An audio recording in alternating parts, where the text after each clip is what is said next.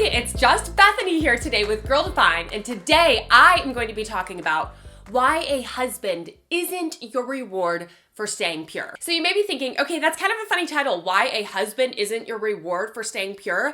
Well, let me explain. So I've actually talked to several Christian girls and received emails from girls through our ministry saying, hey, like I've stayed pure, I'm still a virgin, I'm saving sex for marriage, I'm living totally countercultural, and I'm growing up and God hasn't given me a husband. Like, what's the deal? I thought if I stayed pure, God would give me a husband. Like, I'm trying to do the right thing. Why is God holding out on me? Why isn't he giving this to me? I'm super disappointed. Like, maybe I should have just thrown that away anyways. Maybe I should have just had sex before marriage. Maybe I should have been more like the culture because it's not panning out. I'm not getting the reward I thought that I was supposed to get for staying pure.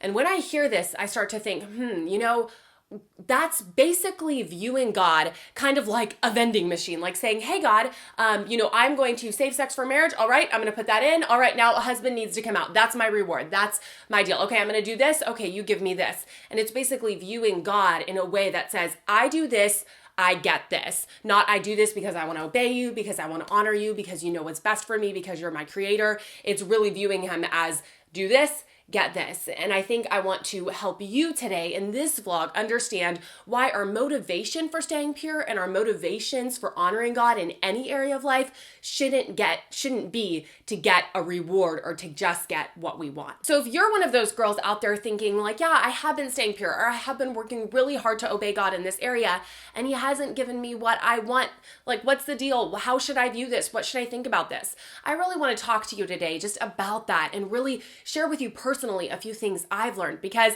I get it. I'm a single girl. I'm striving to stay pure. I'm saving sex for marriage. I'm trying to live counterculturally. And so I know some of those thoughts can be a temptation and that can come into our minds. So I want to share with you 3 things that have really helped me in my singleness and in my journey on purity. Okay, so here are 3 things to help you gain a biblical approach to purity. Okay, so number 1, God never guarantees you a husband as your reward for staying pure. Okay, that's the first place that we need to start. God never says, do this and you're going to get this. Stay pure and I'll bring the husband along right in my good timing. He says, obey me, stay pure, not do this, you're going to get the husband. So we need to start there. Like the first thing we need to realize when we're choosing to stay pure, when we're choosing to honor God in our purity, when we're saying, yes, I want to save sex for marriage, or from this point forward, I want to live a pure lifestyle, we have to realize that it isn't a rewards-based action. It's not a rewards-based program. Yes, we will get the rewards of living a life that God designed us to have. We will get the reward of honoring him and blessing him,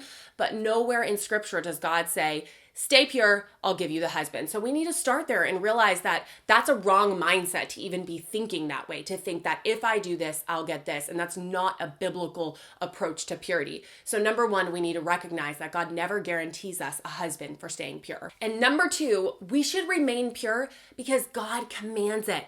That's a really big reason. That really should be our first and biggest reason for obeying God and for staying and for striving after purity is because, wow, God commands it. And I want to share with you 2 verses that have been super helpful for me in saving sex and striving after purity as a single girl. So the first one is Hebrews 13:4. It says, marriage should be honored by all, and the marriage bed kept undefiled. So basically in that verse, it's saying that marriage should be held in honor. The marriage bed, sex, all of that should be held in honor. We should not defile God's good design for that. So that's just a command right there. Don't defile that. Don't do things that are supposed to be saved for a certain season of life. We need to honor God by obeying his word. He commands it. That's just one thing to remember, that we need to do this because God says so. Another verse is 1 Thessalonians 4:3-4, which says, for this is the will of God, your sanctification, that you abstain from sexual immorality, that each one of you know how to control your own body in holiness and honor. So another verse just saying you need to abstain from sexual immorality. God says sex is for the marriage bed alone, for marriage alone. And us as single people, even though it's hard, even though it's totally countercultural, we need to realize that God commands us to wait, to save it. And so that should be a huge motivation in doing this is that God tells us to. And number 3, our motivation for staying pure should be rooted in a desire to honor and please God. So really at a core level, at our heart level, our heart's desire should be to say, God, I want to honor you with this, not because what you are going to give me and what I'm going to get out of this, but because you are the king of the universe, the creator of the world. You designed sex, you designed marriage, you designed all of this. And I want to stay pure because I want to honor you because you're the creator. I trust you with my life. I love you so much and I'm doing this for you, not because I'm what I'm going to get out of this. If you give me a husband, I would love that. That would be amazing. I would love to enjoy that good gift in marriage. But if not, I'm not doing it for that. I'm doing it for you because I love you and I want to honor you. And 2 verses that have been super helpful for me in this area, and I hope will be super encouraging to you as well, is Matthew 22:37, which says, "And he said to him, you shall love the Lord your God with all your heart and with all your soul and with all your mind."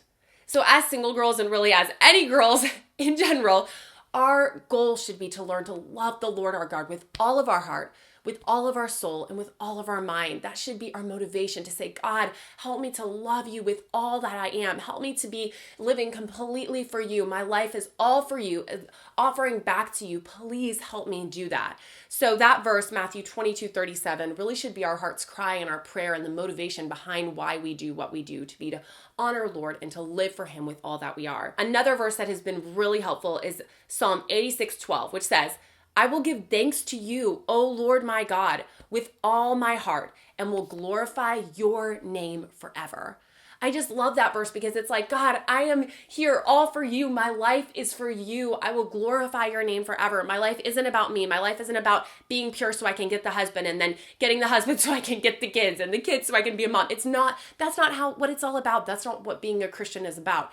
Being a Christian is about living for God, for doing everything for his glory, that all of our hearts would say, God, I love you. I long to use my life to please you. And really, that should be the heart motivation and the desire of our heart. And purity should be rooted in that desire to say, God, you command this. I love you. And I do this for you, not because what I want out of this, but because I genuinely care about you and I want to live for you. I would love to hear from you now. Why, if you are choosing to live a life of purity, why are you living pure? Why are you embracing purity? Why are you living counterculturally? I would love to hear from you in the comments section below saying, well, like using verses, using scripture, I would love to hear your reasoning and the desire of your heart, like your motivation. Why are you choosing to remain pure or to live pure as a single girl? Thank you so much for watching this video. If you liked it, give it a thumbs up. And if you want to see more from me and Kristen in the future, you can subscribe to our channel below because we post new videos every Wednesday.